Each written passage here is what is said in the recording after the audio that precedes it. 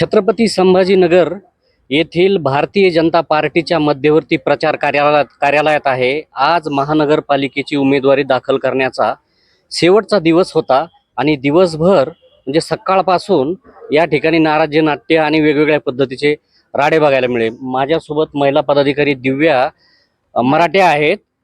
काय भावना आहेत त्यांच्या, आपण त्यांच्याकडून जाणून घेऊयात. काय नाराजी आहे तुमची? मी प्रभाग क्रमांक 20 मधून तिकीट मागितलं होतं आणि माझ्या कॉम्पिटिशन मध्ये कोणी नव्हतं, तर त्यांनी एका साधा कार्यकर्ता म्हणू शकतो आपण, आमदार खासदारची बायको आली तर आपण कॉम्प्रोमाइज करतो, किंवा माझ्या पुढची नगरसेविका असते माझी भगिनी तर तेही आपण कॉम्प्रोमाइज केलं असतं.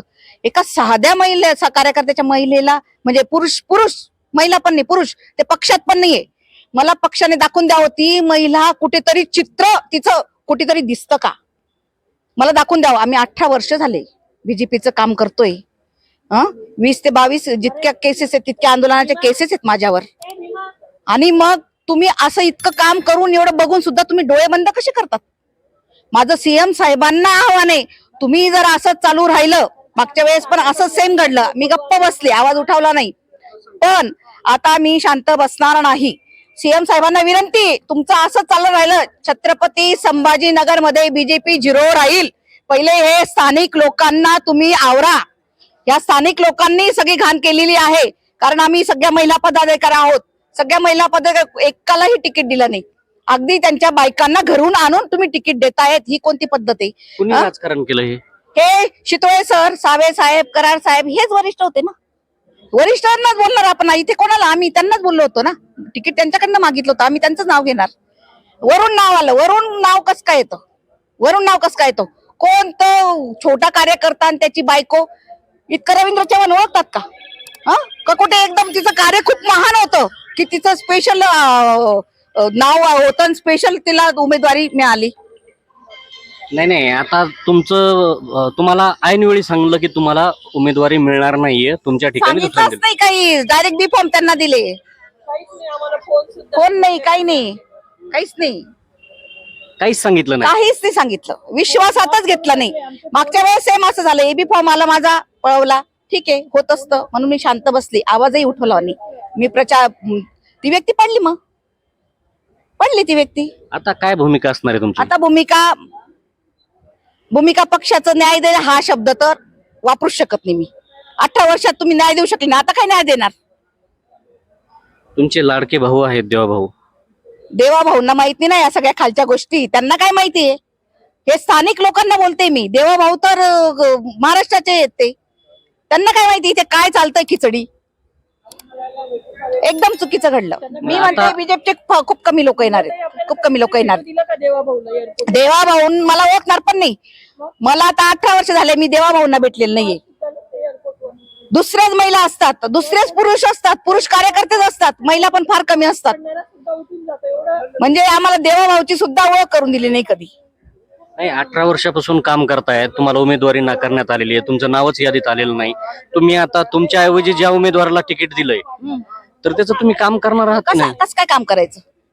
घरातल्या महिलेला उचलून दिलं ना आम्ही, तुम्हाला किती वेळा काम करायचं? एकदा केलं काम, आता नाही करणार. स्पष्ट सांगते, आता करणार नाही.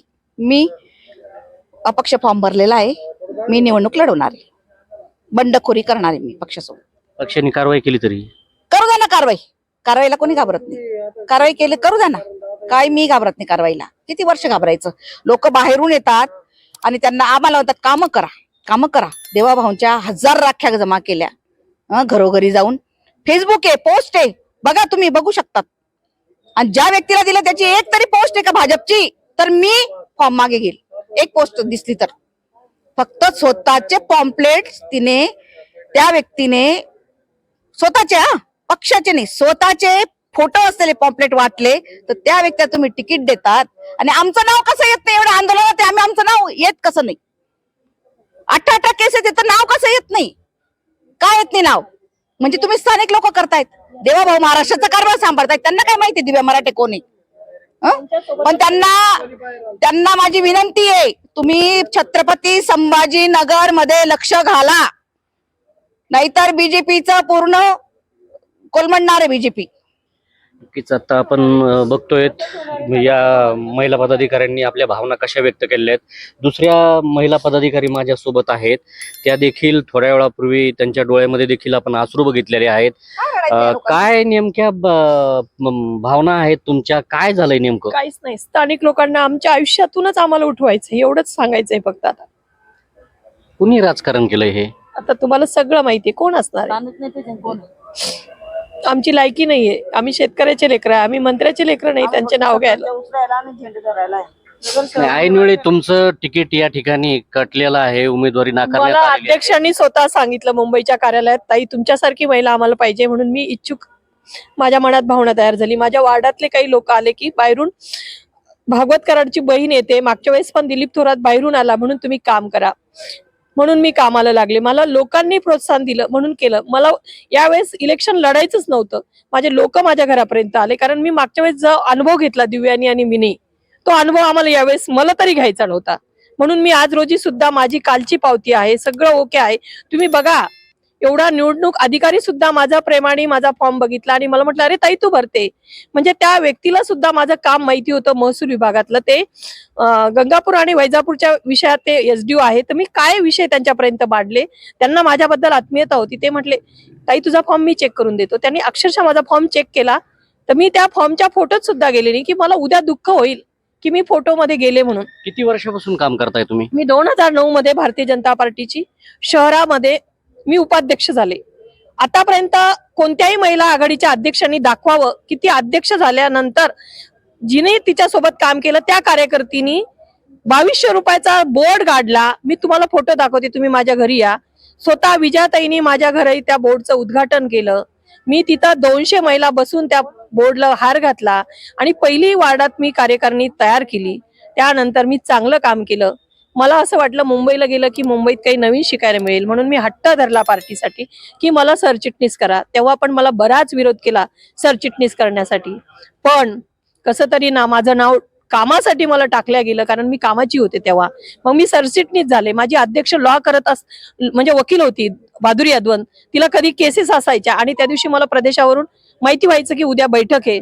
तर मी स्वतः, माझ्यासोबत हौसाबाई काटकर सुद्धा आहे साक्षीला, की आम्ही दोघी जणी खाली चादर टाकून आम्ही मुंबईला जायचो. आज रोजी पण मागा माझे सगळे तिकीट बघा. एकीकडे भारतीय जनता पार्टीनी महिला पदाधिकाऱ्यांसोबत दगाबाजी केली, दुसरीकडे युतीच्या संदर्भात कालपर्यंत 8 ते 9 बैठका झाल्यात.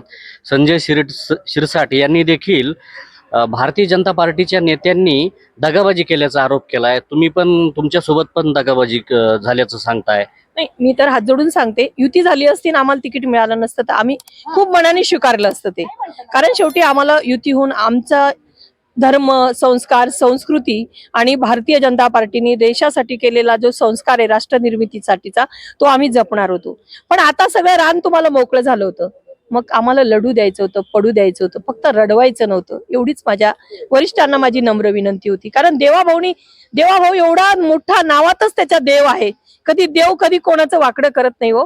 आणि आमचं बी वाईट केलं असेल तर मी तुम्हाला शब्द देते, मी एक प्रामाणिक कार्यकर्ती आहे. माझ्या पुढे धनाढ्य शक्त्या असतील, पण मी जी आहे ना तिला डोळ्यात डोळे घालून बघू शकणार नाही. नाहीतर आणा तुम्ही कोणत्याही नेत्याला माझ्या समोर आणा आणि त्याने सांगावं की शालिनी बुंदेच्या डोळ्यात बघून मी सांगतो, कारण मी प्रामाणिक काम करते.